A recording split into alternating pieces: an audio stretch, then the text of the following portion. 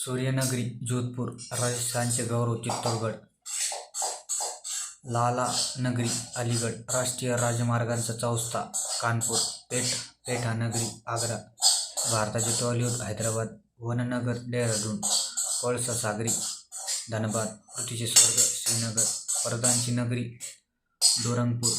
भारताचे उद्यान बंगळुरू, भारताचे Boston Ahmedabad, golden city Amritsar,